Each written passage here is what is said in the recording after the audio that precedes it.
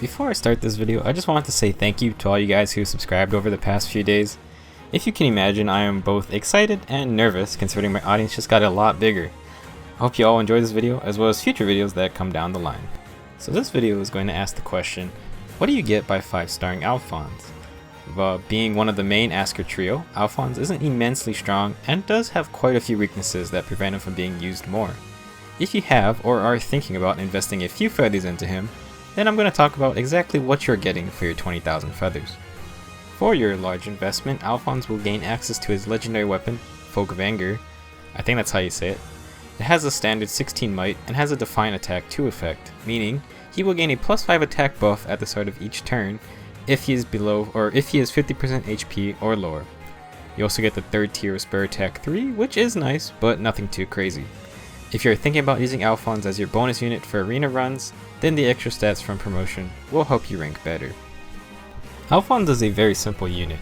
He wants to use his good 35 base attack, his legendary sword, and his innate Death Blow 3 to destroy his enemies in one hit. Keep in mind that FOLKVANGR's passive is a buff and it does stack with Death Blow, providing Alfonse with an additional +11 attack if you can activate both effects. Alfonse has decent physical bulk, but his low speed is what holds him back in many cases. He will be doubled often, and you will want to keep him away from mages as much as possible. For the rest of this video, I will be looking to take advantage of Alfonse's strong player phase. We are going to go over his weapon choice, some builds you can try out, as well as some general skill inheritance options to make sure you get the best bang for your buck. Now let's talk about FOLKVANGR and why I actually don't think it's that bad of a legendary weapon. Many people say a Brave Sword is best for Alfonse, so let's look at both of them. FOLKVANGR has some nasty damage potential thanks to its 16 might and Define Attack 2 passive. If you can drop Alfonse below half HP and initiate an attack, he will hit an impressive 62 attack thanks to Death Blow 3. On the enemy phase, compared to a Brave Sword, Alfonse can get more damage on return hits and keep his already low speed intact. Like I said, at his core, Alfonse is a simple man. He wants to do a ton of damage in one go. FOLKVANGR thrives off of low HP tactics and will be taking full advantage of that. It's a player-oriented weapon, due to Define Attack activating on the player phase initially. If you use FOLKVANGR, then I suggest Draconic Aura as a special, as it only benefits from the ridiculous attack Alfonse can reach. Looking at what a Brave Sword can do, it very much aligns with being a high damage offensive weapon.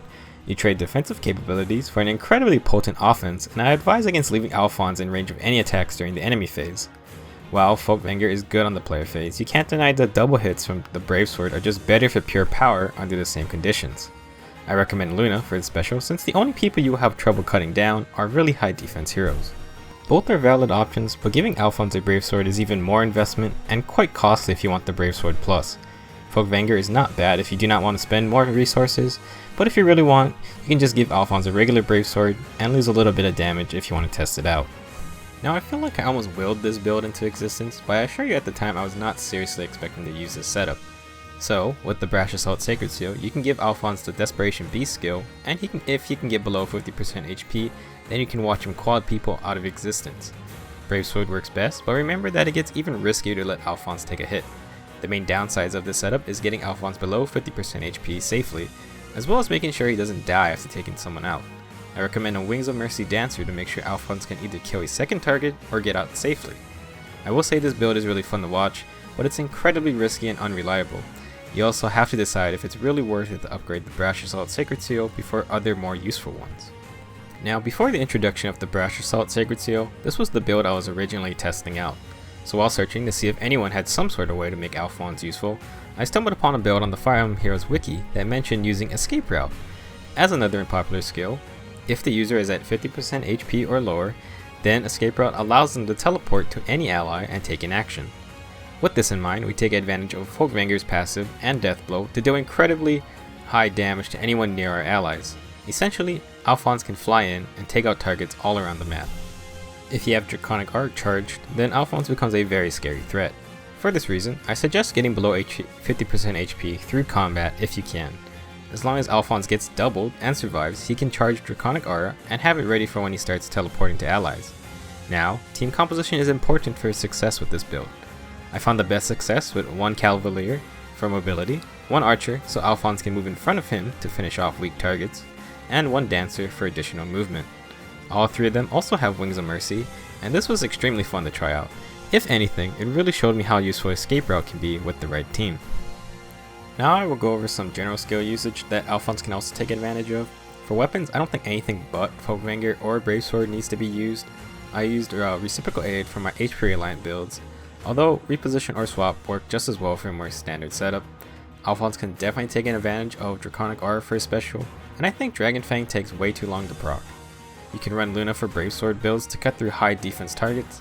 I also actually had some success with using Pavis, seeing that Alfonse's problem is mainly survivability. I really don't think you need to invest other A skills onto Alfonse. Death Blow is amazing for him and should be taken advantage of. Sturdy Blow or Attack/Defense 2 skill can also provide more defensive capabilities, but I don't think it's worth it to invest so much into him. I do recommend you give Escape Route a try as a B skill, as it synergizes with FOLKVANGR's low HP requirement. Run Desperation only if you want to use the BRASH Assault Sacred Seal, otherwise it's completely useless. Other solid skills include Quick Riposte for a better enemy phase, Sword Breaker for coverage, and Axe Breaker to become a pure green counter. Spur Attack 3 works fine if you want a budget setup, but you could also try out Spur Speed, or Threaten Defense or Attack.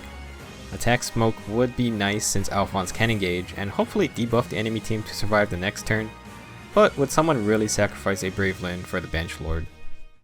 So what have I learned after spending 20,000 feathers for Alfonse? You can't expect him to do everything well, and I found success by playing to his strengths of being a high damage threat during the player phase.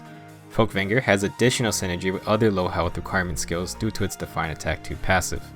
I think it's a fine weapon if you do not want to spend more feathers to give him a Brave Sword Plus. It's true that promoting the main Asker trio is good for future investment, since they are regularly rotated on the bonus unit list for Arena, and are part of other quests. I would at least recommend promoting all of them up to 4 stars, so at least you aren't stuck with 2-star versions if you need to use them. So after using Alfonse, it's very apparent that he's a little unreliable, but also very much usable as a red sword unit. He can't really take over a battle by himself, but with some team support and the right setup, he can become a surprise cleanup unit thanks to his ridiculously high attack potential. I also learned that HP reliant skills like Brash Assault, Escape Route, and even Reciprocal Aid are tough to use in all situations. Reciprocal Aid has been an interesting skill to use, and I want to explore more possibilities with it someday. So that's been my experience with 5-starring Alfonse. I did it mostly out of not having anyone else I wanted to promote at the time, and it turned into quite the interesting experience. I hope you guys enjoyed this video, and I hope it changes some of your minds about the premier benchwarmer himself. Let me know in the comments what you think about Alfonse, and if you have found a different way to make him work. That's it for now, and I will see you guys in the next Fire Emblem Heroes guide. Shall we? Above all, the mission!